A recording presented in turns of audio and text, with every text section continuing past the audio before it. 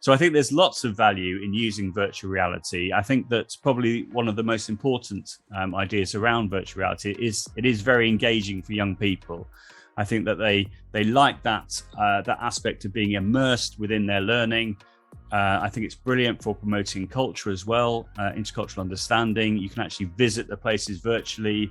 You can get a feeling for what it's like to be in, for example, in the middle of Madrid or in Berlin, wherever it might be. You can use Google Street View, so you feel like you're actually there. And using that stimulus, I think, is a great way of encouraging the students to speak more and to write more. So in that way, I think there's a huge amount of value. And clearly, if you choose a particular place, you could then create lots of different activities around that. So for example, in the case of the voyages that I mentioned, you've got lots of those voyages which have already been created. And so as a result of that, you can then base some activities, create a digital worksheet, etc., around that particular story.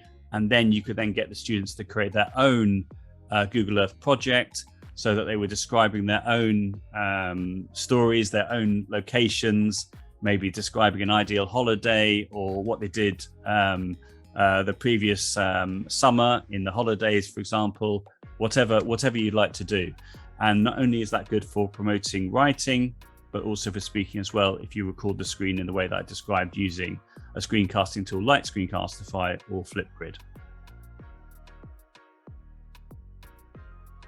So I think there is a real danger of regarding virtual reality as a gimmick. And what I've tried to do in this session is to show pedagogically sound ways of being able to use virtual reality, not just as a way of engaging young people, but also as a way of encouraging the students to write and to speak by making the activity more personal to the students, encouraging them to talk about their own stories, their own locations, bringing the language to life, being able to talk about the places that they've visited in different contexts, using the idea of talking about their ideal holiday or what they had done at the weekend or what have you, or maybe describe a dream, whatever it might be, but actually visit the different places virtually speaking.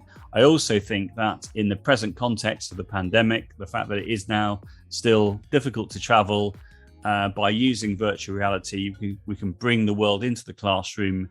We can explore lots of different locations and places, and then the language learning that comes about as a result of that. So I think that it can be a gimmick, but what I've tried to show in this presentation is how we can use it in a very precise and purposeful way. So it is a way of encouraging the use of language, as well as making the experience more personal by encouraging the students to produce their own work based on the models that we've shared with them.